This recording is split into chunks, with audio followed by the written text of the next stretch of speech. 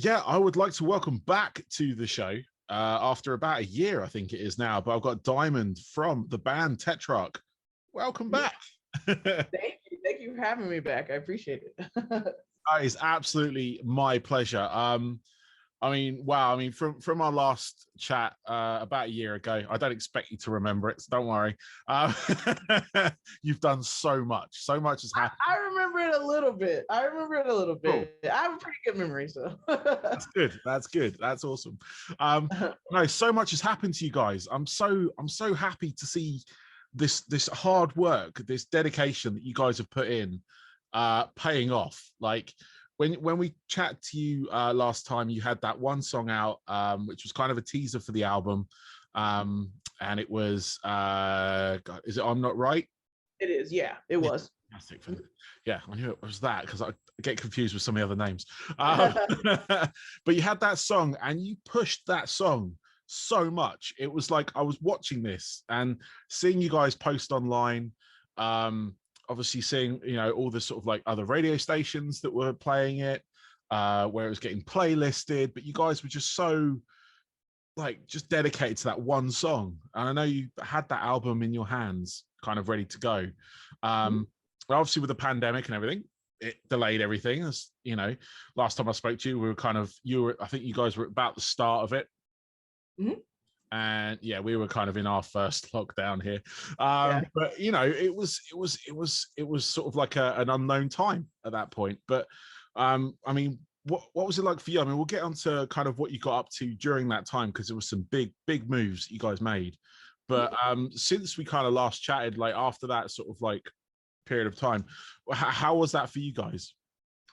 I mean, it was fine. Like I say, we were lucky that like when the pandemic hit and everything shut down and lockdown came, we hadn't announced like an album date or anything like that. And a lot of bands had, which kind of sucked because it was like they announced it, but they didn't know what was to come, like when shows would be able to be. So like they had to adjust with that. For us, it was kind of like we had the record done, everything was finished when it happened, but it was still in hand. So we were able to kind of like watch it play out and see what worked best for us. And that's like when I talked to you, we had decided that we were going to go ahead and just start kind of rolling it out, put out some singles. And with I'm Not Right, it's crazy because like usually like with a metal song, it'll carry you like a month, like a maybe 2 or whatever. But I'm Not Right carried us like 8 or 9 months. And it was kind of because like it did really well at metal, and then it was just on that cusp to where it could kind of cross over. So once it did get at metal, it crossed over to like the kind of active rock. Like it got some radio play, it ended up top 30 and everything. So like that song just carried us for so long, and like we're still like a newer band to a lot of people, especially overseas and stuff. So there were still so many people who had never heard of us. So like a lot of people were being introduced to us with that single. So there was just a lot that we could like benefit from, just like putting in more time in each single and getting the most out of it that we could, instead of, we never want to like put a lot of work into a product and then like rush putting it out and like not get out of it what we can. So that was something we definitely wanted to do this time, make sure we did. Yeah, I mean, this definitely shows. Like you said, you had that song that it just kept getting traction. It just kept going for you guys, and it was absolutely fantastic to watch, because it was kind of like it was almost like an old school campaign. Like when it comes to like when back years ago in the record industry, where you could push a single for that amount of time, and you just watch it grow. You watch it. It's awesome you say that, because that's literally what I used to like tell our team and everything. I would just be like, I want this to be rolled out like in like an old school way. And I would say that to them all the time. Like, I want this to be rolled out like to where, we push it and like we actually put time and money and stuff into promotion of the album and anticipation of the album. Whereas nowadays in the internet age, I feel like it's like, and it's awesome for like if the Deftones decide they're like, we have a song coming tomorrow, it's Deftones, like, oh great, that's awesome. Like they don't need, but for like a newer band, it's like, you got to build some hype, you got to like promote it, because like if we just say like, hey, we got a single coming tomorrow, like, I mean, you know, it's like it doesn't give a lot of a lot of time to get different people to like know that it's coming, you know. So we wanted to make sure we had enough promotion and everything behind it. So I say that to go back to, I'm glad you noticed that, because we definitely like, I kept saying that to everybody, like I want this to be rolled out the old school way. So yeah, that's really cool. That's exactly, it just reminded me of that time. I mean, I'm old enough to kind of remember that time, and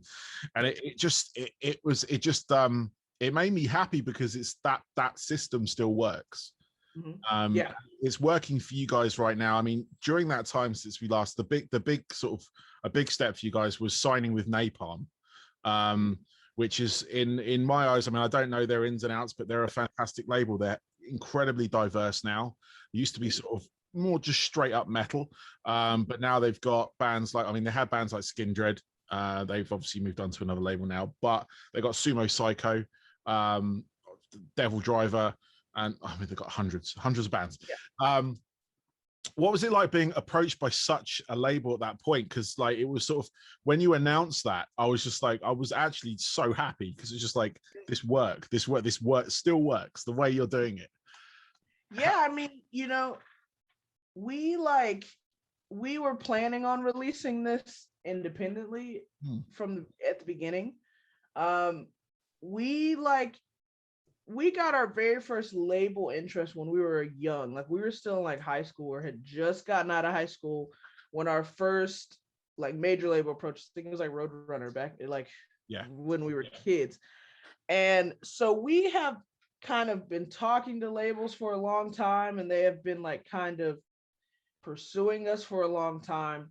But we've always been one of those bands that like, we're so about like our business, and like we want to make sure that we can make this like a lasting, prosperous career, and not just like fun. Like we have passion for it, we love it, but we want to make a good living off of it too. Yeah. So we've always been all about like the business side and wanting to make sure we sign the right deals and being patient for that. So we had kind of gotten to the point with our last record where we were like, you know what, we're just gonna put this stuff out independently and do it ourselves.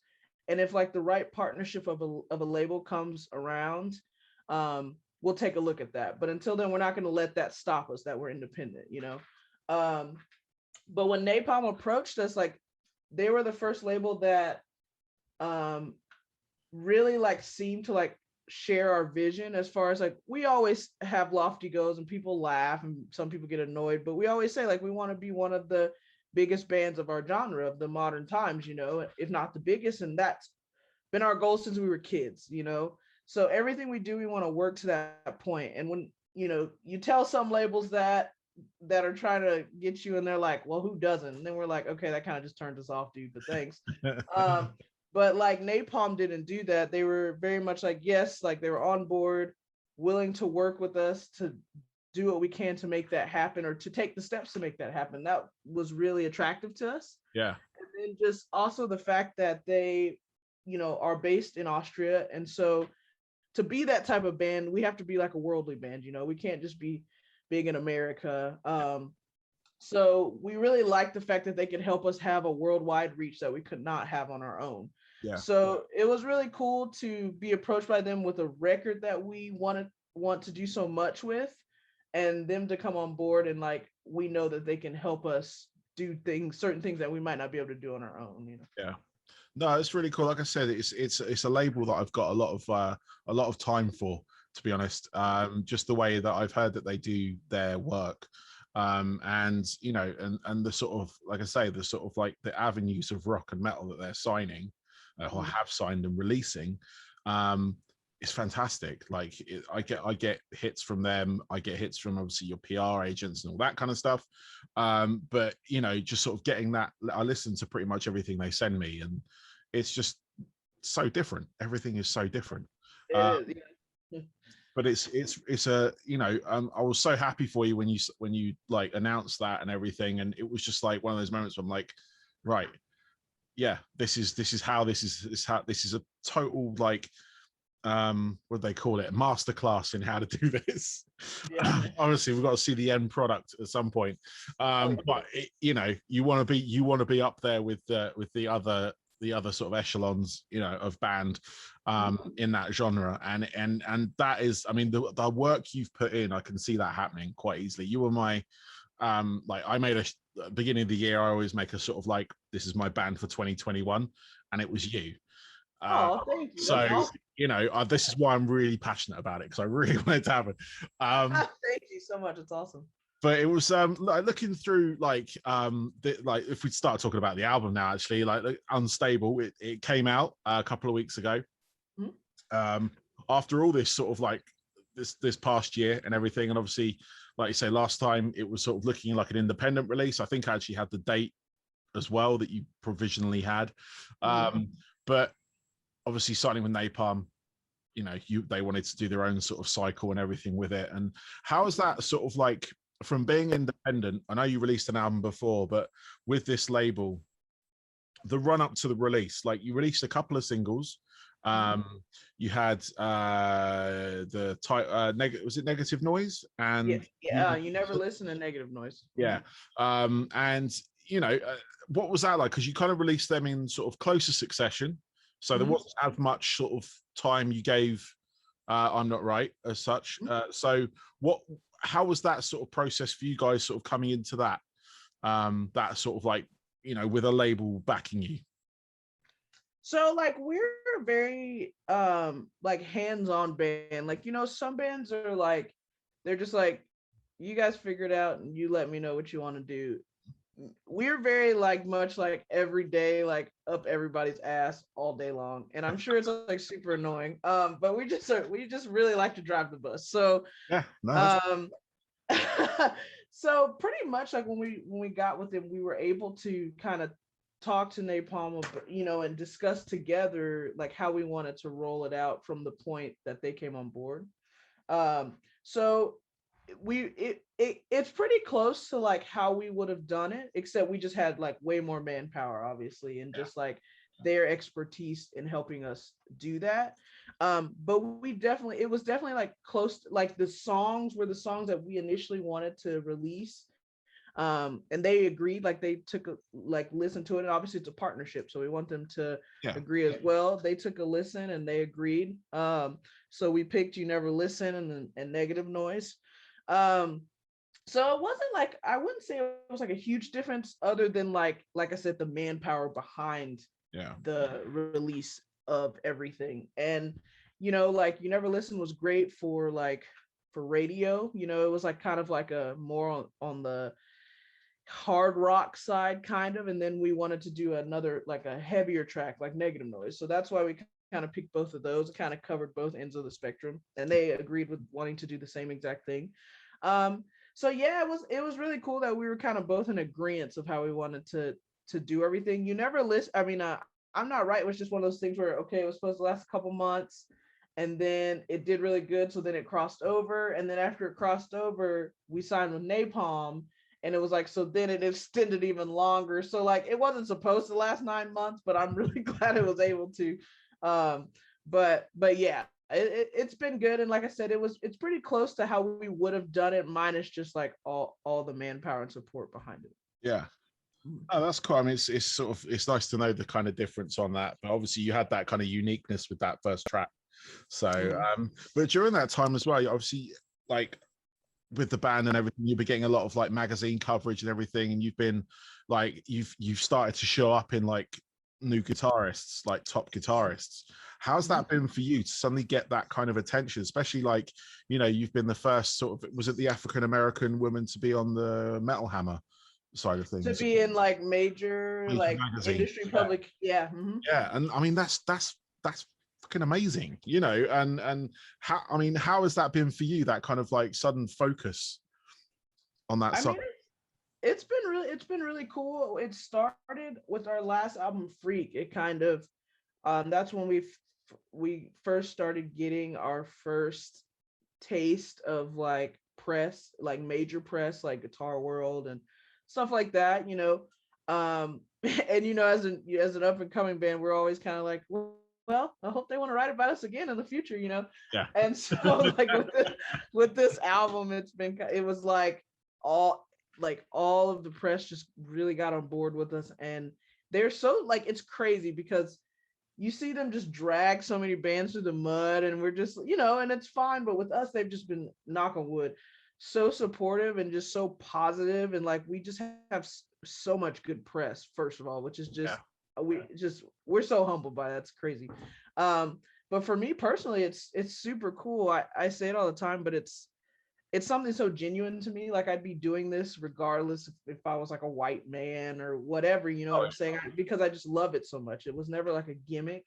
So just to have people recognize me for just being myself is really, really cool, because like I've always been like kind of tomboyish. I get on stage with like skinny jeans, a t-shirt and a hoodie, and like, like I literally have zero sex appeal whatsoever. So it's just like, it's really cool that like it just being myself, I'm able to inspire people, and people see it as something special. Like, and that's the most humbling thing about it for me.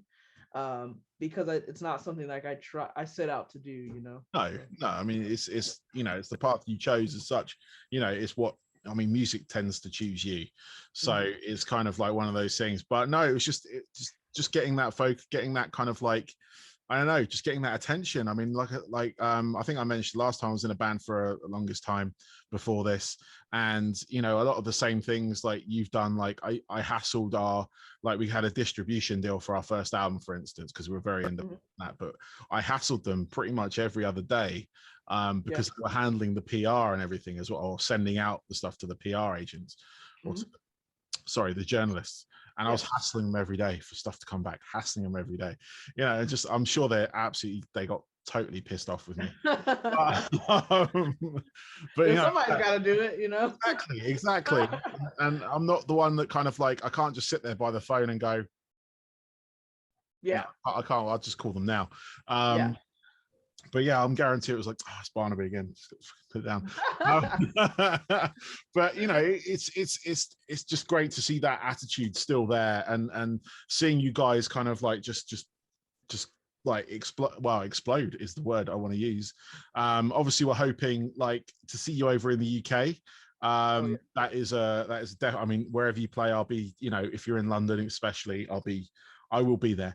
But we'll be there. We can't wait. No, I mean, now you've got the kind of like European base as well with Napalm. I'm hoping that does open that door for you, because it like whenever I've played your music here, and any of my associates at colleagues, sorry, at TotalRock and things like that, I've played the songs. They're loving the music you're doing. This whole kind of like movement that's coming out now, bands that were influenced by bands that I was into when I was like my teenage years, for instance. And it's seeing that cycle that's exciting for me. It's like seeing what people take from my sort of I'd say my genre, and what they do with it. And you guys are a perfect example of that. You kind of come from that new metal field, Korn, Deftones, all that kind of lot, and you've kind of made it your own. You've got your own story to tell. You've got your own image, for instance, as well. It's very striking what you've got. And it's just really exciting. I mean, for me, for you, it must be amazing. It is. Sometimes I have to remind myself to stop and smell the roses, and enjoy it, because you get so caught up in like, okay, what's next? What do we need to do next? What do we need to do next? But it is really cool when you can just sit back and be like, man, you remember when we were like playing the high school talent show, and like wishing that one day we can be in like Guitar World or something, or thinking that, and so it's cool to just like sit back and think about it like that, and be like, wow, okay, we've come a long way. This is cool. But sometimes I have to make myself do that, because I'm always on go, No, that's fair enough. I mean, you have to be in this, like, and it's tantamount to showing the work you guys have put in, and the sort of like, and I look forward to seeing what you do next. Obviously seeing you live is the next step for me on that front. But obviously I don't want to talk about what you're going to do next as such, in as much as if you've got another album coming, or anything like that, because you probably have been writing during this time, I would have thought, or have some kind of. I mean, we're always writing, and always like, you always want to be creative and looking to the future. But we have like about a 2-year touring cycle for this record, so we got a good while before we release a new record, but definitely always creating. Yeah. Yeah. No, that's cool. I mean, what have you got anything? Obviously, I don't know if you've announced any dates or anything, but are you planning to do any dates this year, for instance, or is it still? Because I don't know what it's like in the States at the moment. I'm getting various stories from various different states, and I know you're based between Georgia and the West Coast, right? Yeah, we live in LA, but because of the vaccine rollout here, shows are pretty much back for in the summer. Oh, Like nice. they've started announcing all the festivals um this, starting this summer. Yeah. Um no restrictions or anything like that because of the vaccine. So like shows are back here pretty much. They haven't started yet, but they're gonna be, like, I would say in probably late June, that's when they all kind of start going again. Okay.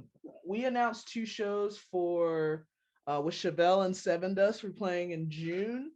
And then we have a couple tours in the fall, but they haven't been announced yet. So Okay. they should be within the next month or two. But starting in the fall for sure will be when we also have already confirmed stuff for into next year. So Awesome. starting in the fall, we'll be on the road a lot. But they announced all the major fests. They start like today. They announced what's called Louder Than Life, which is like a huge festival. So it seems like we're on the up and up here. No, that's good. That's good. I mean, I've had both doses of vaccine myself here. Nice. But we're still under certain restrictions. We're waiting to see what happens. Prime Minister said something today. I haven't seen it yet. Travel's on. But he, no, I'm hoping, because obviously we had Download, had to postpone till next year. There's been a couple of other sort of like rock metal festivals that have done the same. Bloodstock still going ahead, which is one of our major ones. And as far as I know, they're sort of all guns blazing as such with that. Nice. They had a bunch of bands obviously drop out because they had a lot of international acts on there, but they filled it as basically it's going to be a British festival. Yeah, because no one's really traveling, No, so we're not, people are going in and out of the country. So I think there's a few European bands on there. So depending on where they're at when it comes to the pandemic and stuff, because obviously it's hitting different areas of Europe again. But yeah, no, I just like, I did see those Chevelle dates, to be fair. I should have remembered that. And that should be a good show. I would like to have seen that. But yeah, no, just like I say, as soon as you guys hit the UK, I'll be in and around there somewhere. And I'll be looking for you because we'll definitely be there. No, that's cool. Well, I know I'm sure we've only got a few minutes left, but I've got one question left for you, if that's all right. Because last time I asked you about like 3 pivotal albums and your hobbies and stuff like that, I've switched it up this time to kind of end it. What I want to get is outside of your top 10, 20 albums, have you got any albums that outside that you like give honorable mentions to? So to say, I love Appetite, I love Black Album, I love all that kind of stuff, and then you've got those sort of like random ones you think, yeah, that one's a good one. I want to, but it doesn't make it into your top 20. Ooh. Okay. So I'll have to go with like that's a really good one. Mudvayne's The End of All Things to Come. Nice. A really good one. God, what else? Lamb of God's Ashes of the Wake, because Sacrament is definitely in my top 10, but Ashes of the Wake. Oh man, that's a really good question. Corns, and these are all like bands that do have albums in my top 10. So like this, I'm just killing this for you. I'd say like Corns. God.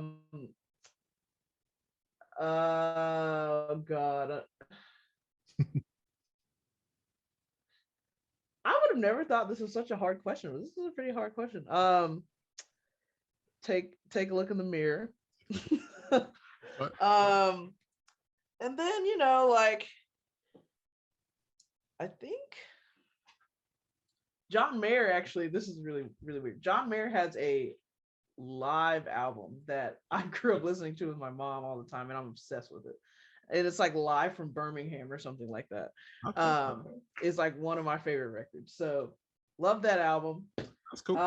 Yeah, I don't know. That's a tough question. There's so many to think of, you know. Yeah, I mean that is plenty there. I mean those are all like, I mean Mudvayne, having recently reformed, which is amazing. They were a fun band back then. I used to street team for them when I was younger. Nice. Here in the UK. So it was like I was handing out cassette tapes with them and a band called 1 Minute Silence. It was like a double-sided sort of like promotional push from the PR company. And seeing them live back then as well, and then having them reform recently, I'm like, yes, I have to see them. They're on like all the festivals that have started getting announced over here. They're on a few of them, so that's gonna be cool. No, that's gonna be fun. I love that. Lamb of God, Lamb of God. Like most of the albums are pretty good. That's a good one, you know. And it's certainly certainly good. I like that one. And Korn, I love Korn. So you know, that's a good album. And yeah, it's one of those ones that are outside of my top like 20, but it gets an honorable mention because it's a solid album by them, but it's not my favorite album by them, if that makes sense. Exactly. And I think that's like Jonathan Davis's least favorite album by them or something. But it has some good songs on it, so I had to throw it in there. Definitely.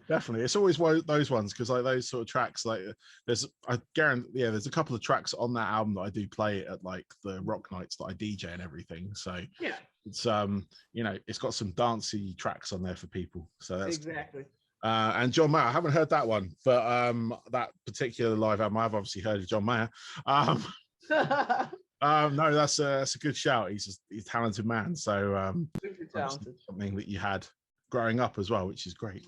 But Diamond, thank you very much. I honestly really appreciate this. It's great to catch up with you again, because just seeing this journey unfold has been, like I've said this so many times already, but watching this journey unfold, it's been absolutely amazing. And I hope it continues for you.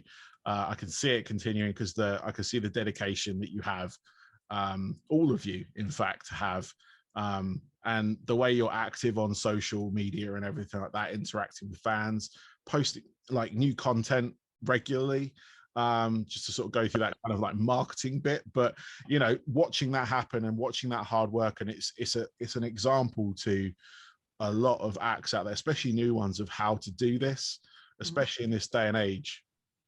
Because it's so, like you said earlier on, you could just release a single, say, hey, our single's out. Now what? I mean, and then, you know, like, it's just to extend on that, it's like there's always, you know, a lot of people say, well, that's the old school way, but sometimes the old school way is still, you know, the best way. We kind of look at it like the bands that got the biggest, that we love so much, had that old school formula, and I don't think it's ever going to change, you know, really. So that's how we kind of try to look at it and keep it going that way. It builds that base for you. That's the thing. It builds that base, that solid base. It's not like you've come out of like a local area and that's it. You know, you've obviously got your sort of, you know, home following, and it's just sort of, it builds that base slowly for you over that time, and it just keeps it going, and people keep coming back. Exactly. Recognize the name, and that's how bands should be doing it, because it's, you know, to talk marketing talk and things like that, they have to work hard and market themselves, especially in this day and age when that's what people consume on that front. Exactly. It's a long journey, but it's worth it. Yeah, exactly. It's got to put in the time. Anyway, Diamond, I'm going to let you go. Thank you very much. Have a good rest of your day. I hope you haven't got too many more of these on that front. I hope I don't. I'm just kidding. But thank you. Yeah, no, thank you very much, Simon. Like I say, hopefully next time this will be in person, and get to chill out at some venue somewhere and have a chat then. I agree. Well, I hope to see you soon. Thank you for having me again. And like you said, next time, hopefully we're over there, fingers crossed, and it's in person and I'm sitting next to you. So awesome. Diamond, thank you. Yeah, of course. Thank you again.